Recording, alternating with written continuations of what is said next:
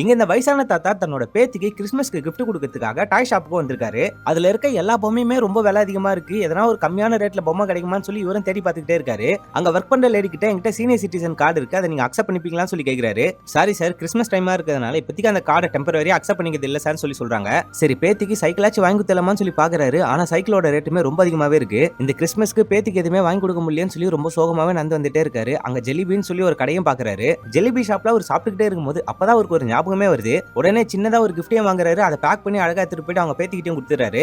அப்பாவும் அம்மாவும் வாங்கி கொடுத்துருக்கிற கிஃப்ட் எல்லாம் ரொம்ப காஸ்ட்லியாவே இருக்கு. அந்த பொண்ணு அதெல்லாம் பார்த்துட்டு ரொம்ப சந்தோஷப்படுறா. கடைசியா என்னோட கிஃப்டையும் கொஞ்சம் பாருமான்னு சொல்லி இவரும் கேக்குறாரு. கிஃப்ட்டை திறந்து பார்த்ததும் அந்த குட்டி பொண்ணு ரொம்ப சந்தோஷமாயிராங்க. ஹாய் என்னோட ஜெல்லிபின்னு சொல்லி அப்படியே எகிரி குச்சி குதிக்கிறாங்க. தாத்தா நீங்க கொடுத்த கிஃப்ட் தான் பெஸ்ட்னு சொல்லி தாத்தாவையும் கட்டி பிடிக்கிறாங்க. உனக்கு எது பிடிக்குன்னு எனக்கு நல்லாவே தெரியுமான்னு இவரும் சொல்றாரு. இவங்க ஃபேமிலியா ஒன் டைம் அந்த ஜெல்லிபி ஹோட்டலுக்கு சாப்பிட போயிருப்பாங்க. அந்த ஜெல்லிபியோட லோகோ அந்த குட்டி பொண்ணுக்கு ரொம்ப பிடிச்சி போயிருக்கும். அதை ஒரு ஞாபகமா வச்சு தான் அந்த பொம்மையை அவர் வாங்கி கொடுத்திருப்பாரு. விலை அதிகமான பொருளை அவங்க அப்பா அம்மா வாங்கி கொடுத்து அந்த குட்டி பொண்ணுக்கு கொஞ்சம் சந்தோஷத்தை மட்டும்தான் அது கொடுத்துச்சு. ஆனா தாத்தா வாங்கி கொடுத்த அந்த பொம்மை அந்த குட்டி பொண்ணுக்கு ரொம்ப ஃபேவரட்டாவே இருந்திருக்கு. அதனாலே அந்த பொம்மையை கட்டி பிடிச்சிட்டு நைட் ஃபுல்லா அப்படியே தூங்குறாங்க. அப்படியே இந்த படத்தையும் முடிக்கிறாங்க.